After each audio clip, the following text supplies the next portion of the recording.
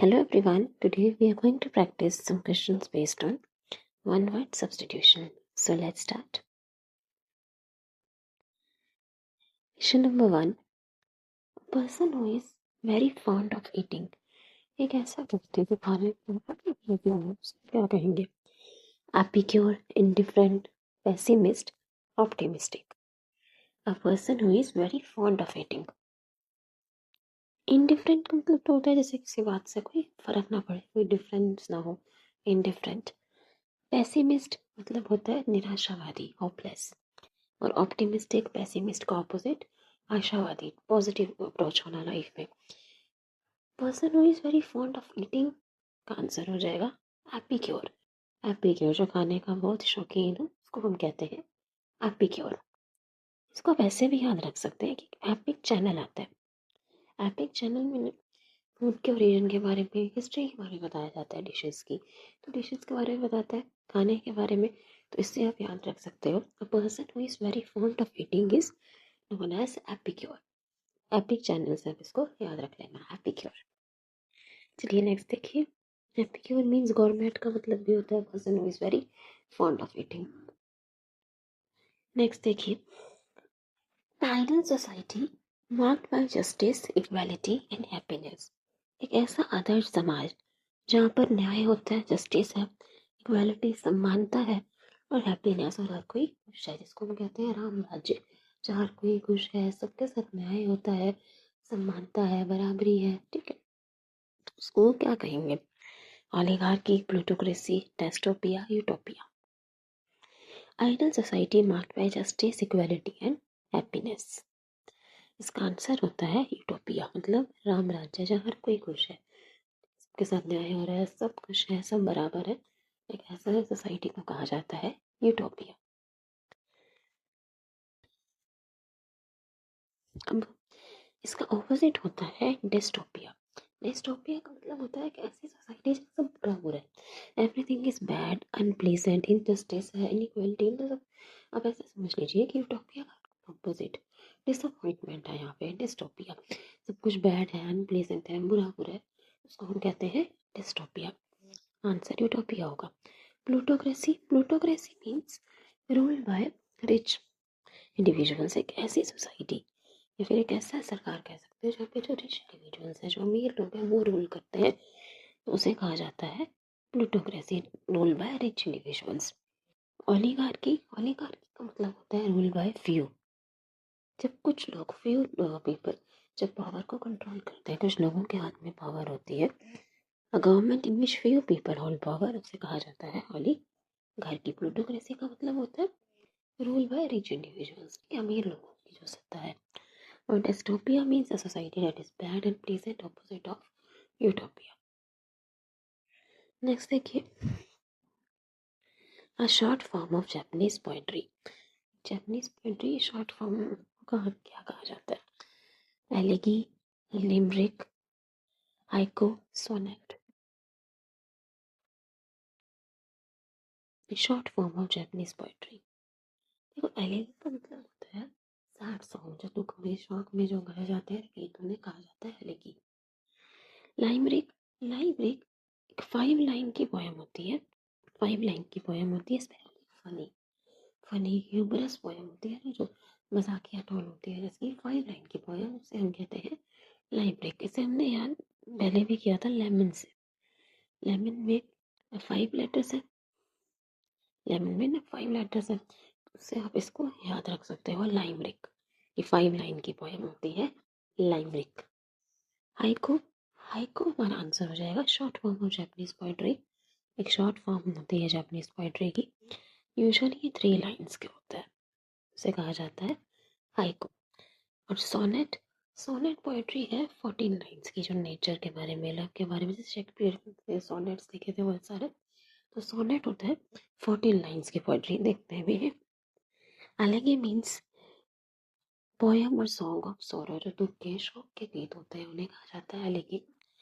Haiku means short form of Japanese poetry, 3 lines. एक छोटी सी जापानीज पोएट्री होती है, यूजुअली 3 लाइन्स की. हाइको हमारा आंसर है. Sonnet means a poem of 14 lines. Nature के बारे में, लव के बारे में होता है, 14 लाइन्स की. एक पोएम होती है। और लाइम रिक एक ह्यूमरस पोएम, फनी पोएम होती है 5 लाइन्स की। ठीक है, लाइम रिक आप लेमन से भी याद रख सकते हो, 5 लेटर्स है इसमें, तो 5 लाइन्स की पोएम लाइम रिक हो गई। सोनेट 14 लाइन्स की, हाइकू 3 लाइन्स की जापानीज पोइट्री, और एली की द सॉन्ग ऑफ सॉरो। तो आंसर हमारा हो जाएगा haiku, short form of Japanese poetry haiku. Next देखिए, a person who helps other in need, जो दूसरों की सहायता करता हो, जरूरतमंद लोगों की सहायता करे, वो क्या होता है? मिसैंथ्रोपिस्ट, पेसिमिस्ट, इगोइस्ट, फिलैंथ्रोपिस्ट। मिसैंथ्रोपिस्ट का मतलब तो होता है one who dislikes other human being, जो दूसरे लोग पसंद ना हो, उनको उनके साथ रहना उनसे पसंद ना हो, उसे कहा जाता है मिसैंथ्रोपिस्ट। तो ये तो इसका ऑपोजिट हो गया। पेसिमिस्ट निराशावादी, अभी हमने देख लिया। ईगोइस्ट का मतलब तो घमंडी अहंकारी हो गया, इसमें ईगो हो। और फिलैंथ्रोपिस्ट हमारा आंसर हो जाएगा person who helps others in need, जो दूसरों की सहायता करे। यहाँ पे file word, philanthropist, file word का मतलब होता है लव। एंथ्रो का मतलब होता है Mankind, man. So philanthropist is a person who loves other human being, जो दूसरे लोगों से प्यार करे, उनकी मदद करे, उनकी हेल्प करे, तो उन्हें कहा जाता है फिलैंथ्रोपिस्ट। नेक्स्ट देखिए, someone who is constantly excluded or ignored by a community due to lack of trust or popularity।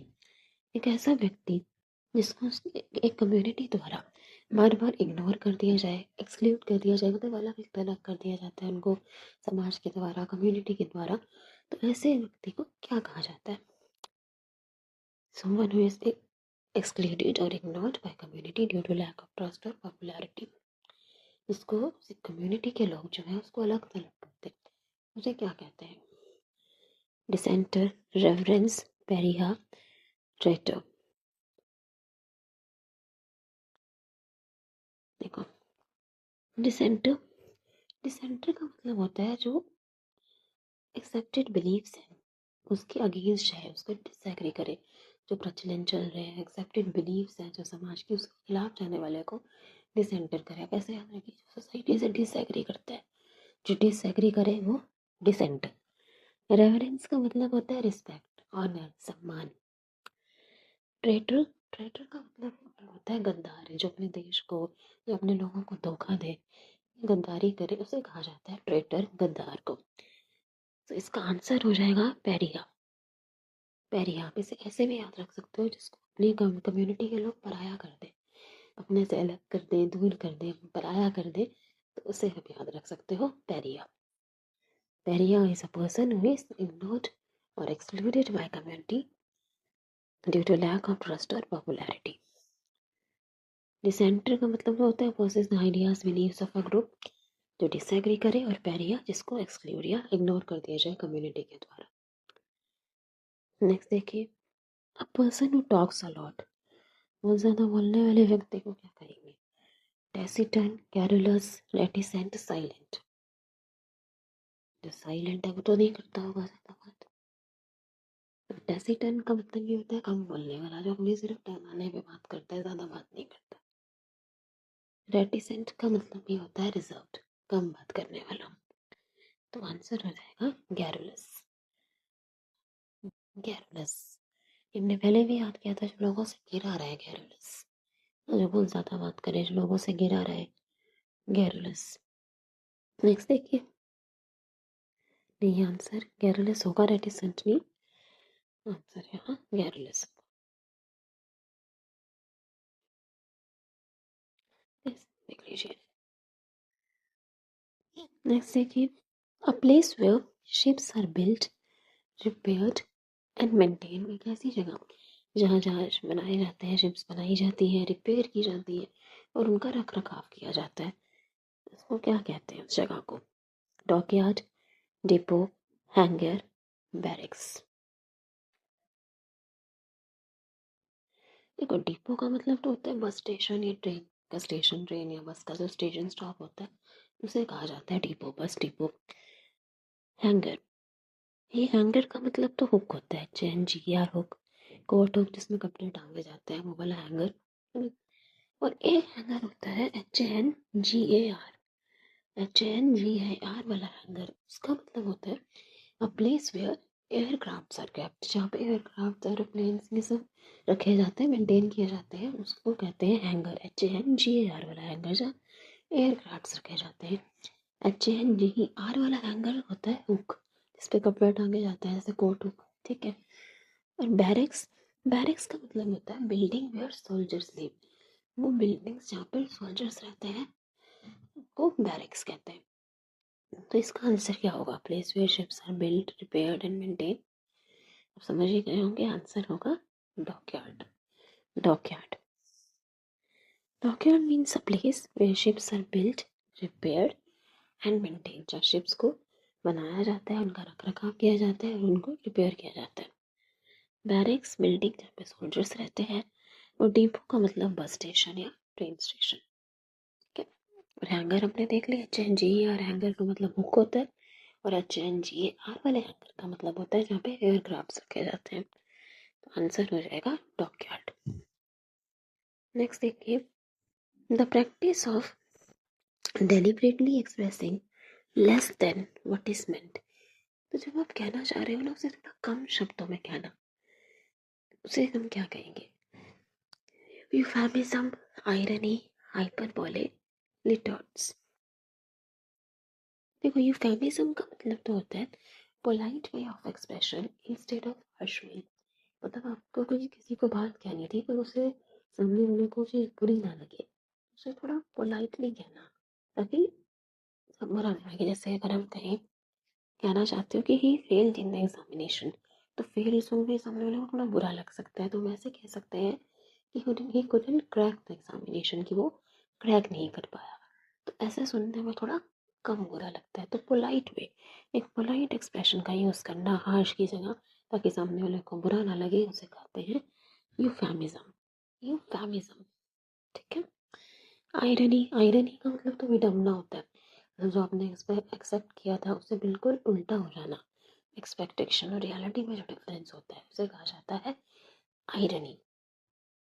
Hyperbole, hyperbole मतलब तो बढ़ा चढ़ा कर बोलना, हाइप करके बोलना। जब हमने फिगर्स ऑफ स्पीच में भी पढ़ा था, हाइपरबोले तो होता है किसी चीज को बढ़ा चढ़ा कर कहना। और लिटॉट्स, आंसर हो जाएगा लिटॉट्स। लिटॉट्स का मतलब है कि जो आप कहना चाह रहे हो ना, उसे थोड़ा कम शब्दों में कहना। जैसे कहना था कि her performance was very good, उसकी जो परफॉर्मेंस थी बहुत अच्छी थी, उसने बहुत अच्छा डांस किया। तो ऐसे कहेंगे कि her performance was not bad, कि जो उसकी परफॉर्मेंस थी वो बुरी नहीं थी। मतलब किसी की तारीफ करनी हो या किसी के बारे में कुछ बोलना हो, तो उसे थोड़ा कम शब्दों में कहना, ज़्यादा एक्सप्रेस ना करना, उसे हम कहते हैं रिटॉर्ट्स। जैसे गुड कहने की जगह हमने कह दिया नॉट बैड, ठीक है। तो deliberately expressing less than what is meant, जो आप कहना चाहते हो उसे थोड़ा कम शब्दों में कह देना, इसे हम कहते हैं लिटॉट्स। लिटॉट्स, इसे आप लिटॉट्स को लिटिल से याद कर सकते हो, कि लिटिल वर्ड्स में कहना जो कहना चाह रहे हो, थोड़ा कम शब्दों में कहना, लिटॉट्स।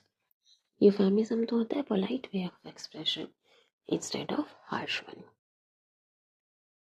नेक्स्ट देखिए, फॉल्स आइडिया और बिलीफ। फॉल्स आइडिया, भ्रम होना, इसे क्या कहते हैं? Idiosyncrasy, illusion, indecisiveness, eccentricity. False idea और बिलीफ को कहा जाता है इल्यूजन। इल्यूजन,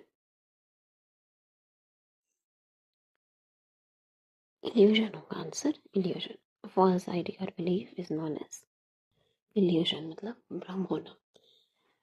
इडियोसिंक्रेसी का मतलब होता है यूनिक हैबिट है, किसी का स्ट्रेंज एक हैबिट होना, क्योंकि आपकी यूनिक हैबिट है, एक अलग से हैबिट होने का, आदत होना, उसे कहा जाता है इडियोसिंक्रेसी।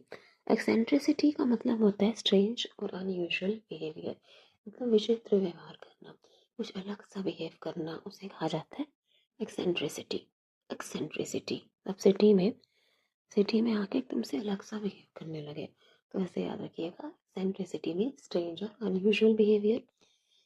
और इडियोसिंक्रेसी का मतलब होता है कोई यूनिक हैबिट, ठीक है। और इंडिसिसिवनेस का मतलब तो है कोई कुछ डिसाइड ना कर पाना, कोई फैसला ना ले पाना, कोई डिसीजन ना ले पाना, इंडिसिसिवनेस, कुछ तय ना कर पाना। एक्सेंट्रिसिटी का मतलब हो गया स्ट्रेंज और अनयूजुअल बिहेवियर, सिटी में आके मतलब अजीब सा बिहेव करने लगे। और इडियोसिंक्रेसी का मतलब होता है यूनिक हैबिट। ओके, नेक्स्ट देखिए, a speech delivered without preparation, जो बिना किसी तैयारी के जो भाषण दिया जाए, स्पीच दी जाए, उसे क्या कहते हैं? सोलिलोक्वी, रिब्यूटल, डायलॉग, एक्सटेम्पोरे। डायलॉग क्या होता है? जब दो लोगों के बीच में बातचीत हो रही हो, जैसे मूवीज में, टीवी शोज में दिखाते हैं, दो लोगों के बीच में जब बात हो रही हो, दो लोग बात कर रहे हैं, उसे डायलॉग कहा जाता है। तो वो कोई स्पीच तो नहीं है बिना प्रिपरेशन के। सोलिलोक्वी, सोलिलोक्वी जब कोई अपने आप से बातें कर रहा है, सोलिलोक्वी अपने आप से जो बातें कर रहा है उसे कहा जाता है सोलिलोक्वी। जैसे शोज में, मूवीज में दिखाते हैं ना, जो नेगेटिव कैरेक्टर्स होते हैं, विलेन्स पैम्स होते हैं, अपने आप से अपने मन में कुछ ना कुछ बातें कर रहे होते हैं, तो उसे कहा जाता है सोलिलोक्वी, मतलब सोलो में खुद से बात करना। तो ये भी आंसर नहीं होगा, आंसर हो जाएगा हमारा एक्सटेम्पोरे। एक्सटेम्पोरे का मतलब होता है a speech delivered without preparation, a speech delivered without preparation, उसी टाइम पर, आप ऐसे भी याद रख सकते हो, उसी टाइम पर जो स्पीच देनी हो उसे कहेंगे एक्सटेम्पोरे, उसी टाइम पर जो स्पीच देनी हो। ठीक है। रिब्यूटल, रिब्यूटल का मतलब होता है statement or argument to contradict another statement, एक ऐसा स्टेटमेंट देना जो दूसरे स्टेटमेंट के विरोध में हो, विरोधाभास करता हो, उसके कॉन्ट्रारी, अपोजिट हो। Rebuttal means a statement or argument to contradict another statement. ठीक है। अच्छा, सोलिलोक्वी और मोनोलॉग में डिफरेंस है। मोनोलॉग का मतलब होता है एक लॉन्ग स्पीच, कोई एक व्यक्ति, इस स्टेज पे कोई एक इंसान भाषण दे रहा है, उसे हम कहेंगे मोनोलॉग। और सोलिलोक्वी का मतलब होता है खुद से बातें करना, तो हम कोई स्पीच नहीं दे रहे, अपने मन में ही बातें करना, खुद से बातें करने को कहते हैं सोलिलोक्वी। और monologue means a long speech given by one person, जब एक ही व्यक्ति बोल रहा है, मोनो मीन्स वन। ठीक है, तो मोनोलॉग का मतलब हुआ जब एक ही व्यक्ति बोल रहा है, एक स्पीच दे रहा है, डायलॉग में तो दो लोग बात कर रहे हैं। और सोलिलोक्वी मतलब खुद से बातें करना होता है, तो इसमें थोड़ा सा डिफरेंस होता है मोनोलॉग और सोलिलोक्वी में। नेक्स्ट देखिए, a person who talks less is known as loquacious, introvert, wordy और बॉस। आंसर तो पता होगा सबको। A person who talks less is known as introvert, जो अपने अंदर बातें रखे, इंट्रोवर्ट। लोक्वेशियस तो मतलब ज़्यादा बोलने वाला, जो लोगों से ज़्यादा बातें करे, वैसे ही बात रखिए लोक्वेशियस, जो लोगों से ज़्यादा बातें करता हो। वर्डी तो समझ ही आ रहा है, जो ज़्यादा वर्ड्स का यूज़ करे, वर्डी। वर्बोस, जो वर्ब्स का ज़्यादा यूज़ करे, मतलब वर्ब्स का यूज़ कब करेगा, जब वो ज़्यादा बोल रहा है। तो person who talks less is known as introvert. Loquacious, wordy, verbose का मतलब तो होता है ज़्यादा बोलने वाला। एक्सट्रोवर्ट भी कह सकते हो, एक्सट्रोवर्ट मतलब भी ज़्यादा बोलने वाला, जो खुद को एक्सप्रेस करे। वो इंट्रोवर्ट होता है जो अपने अंदर बातें रखे। चलिए नेक्स्ट देखिए, political order and absence of government, यहाँ पे होगा disorder. A political disorder and absence of government. Political जब सब कुछ डिसऑर्डर है, अस्त व्यस्त है, कोई सरकार नहीं है, उस सिचुएशन को क्या कहते हैं? Plutocracy, monarchy, anarchy, oligarchy. अभी हमने देख लिया था ओलिगार्की। ओलिगार्की का मतलब होता है जिन बीच government in which few individuals on power, जब कुछ लोगों के हाथ में सत्ता हो तो उसे कहा जाता है oligarchy. Plutocracy is ruled by rich individuals, जो अमीर लोगों की सत्ता हो उसे प्लूटोक्रेसी कहते हैं। मोनार्की, मोनो मतलब क्या होता है? Single, one. तो मोनार्की मतलब सिंगल रूलर, एक ही रूलर है, एक ही के हाथ में जब पावर हो तो उसे कहा जाता है मोनार्की। तो हमारा आंसर हो जाएगा एनार्की। एनार्की मतलब कोई रूलर ही नहीं है। Political disorder and absence of government, anarchy. Monarchy का मतलब हुआ रूल बाय अ किंग और क्वीन, जब एक ही रूलर हो। मोनो मतलब सिंगल।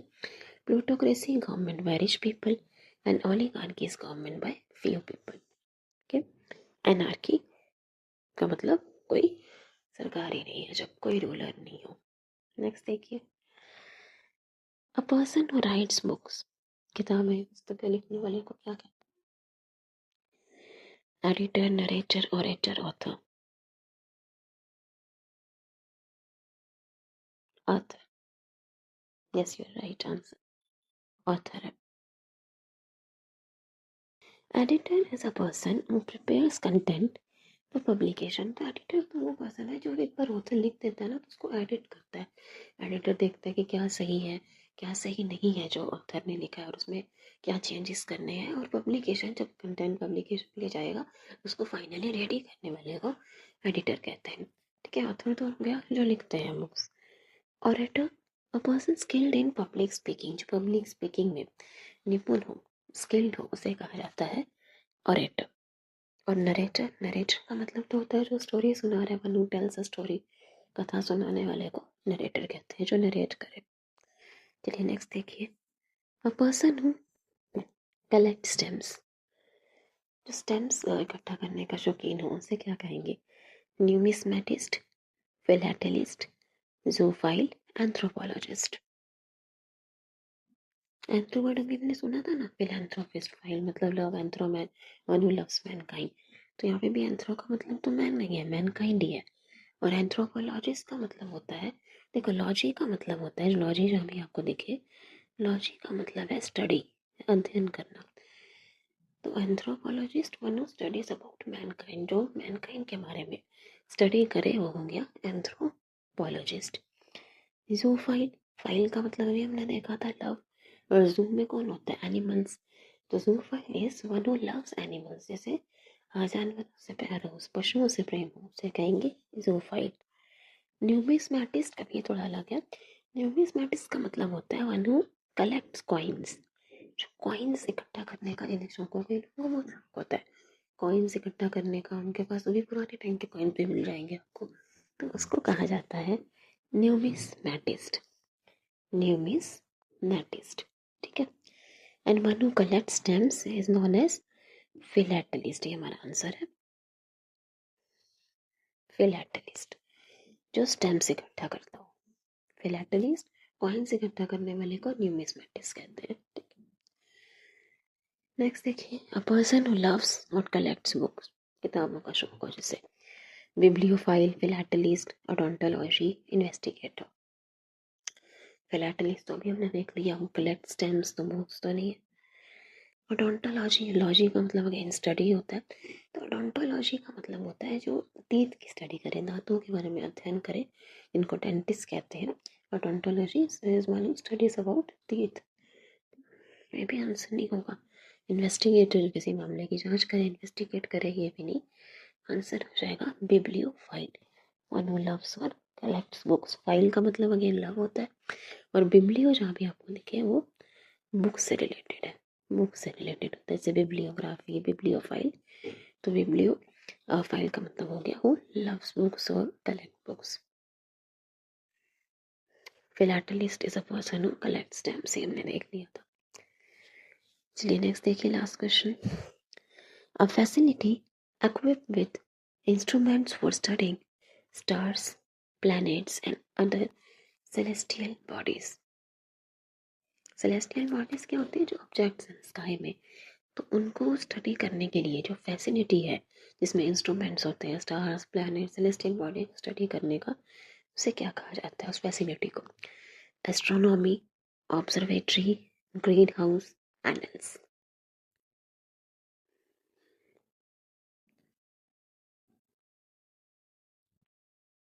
क्या आंसर होगा? देखो इसका आंसर होता है ऑब्जर्वेटरी, ऑब्जर्वेटरी। ऑब्जर्वेटरी मतलब होता है वो फैसिलिटी जिसमें इंस्ट्रूमेंट्स होते हैं, स्टार, प्लैनेट्स और सेलेस्टियल बॉडी को स्टडी करने का। वैसे रखो कि जो सेलेस्टियल बॉडीज को ऑब्जर्व करने का जो एक फैसिलिटी है, उसे हम कहते हैं ऑब्जर्वेटरी। उनको ऑब्जर्व करने की फैसिलिटी ऑब्जर्वेटरी। एस्ट्रोनॉमी का मतलब होता है स्टडी ऑफ स्टार्स, प्लैनेट्स के बारे में अध्ययन करना, ठीक है, उनके बारे में पढ़ना। Archive means where documents, things are collected and stored for future reference. Greenhouse means a building made of glass used to grow plants. Greenhouse का मतलब होता है वो बिल्डिंग जो ग्लास की बनी है, ठीक है, कांच की बनी होती है, और वहाँ पे प्लांट्स को ग्रो किया जाता है, उसे हम कहते हैं green house. Means a building made of glass used to grow plants. और एनुअल्स का मतलब क्या होता है? एनुअल का मतलब होता है हिस्ट्री के रिकॉर्ड्स, स्पेशली एनुअल बेसिस पे प्रिपेयर होते हैं, हिस्टोरिकल रिकॉर्ड्स को कहा जाता है एनुअल्स। ठीक है, आंसर हो जाएगा ऑब्जर्वेटरी। आज अपनी कुछ वन वर्ड सब्स्टिट्यूशन की क्वेश्चन प्रैक्टिस की है, कुछ न्यू वर्ड्स सीखे। Hope you like it. Thank you everybody, thanks for watching.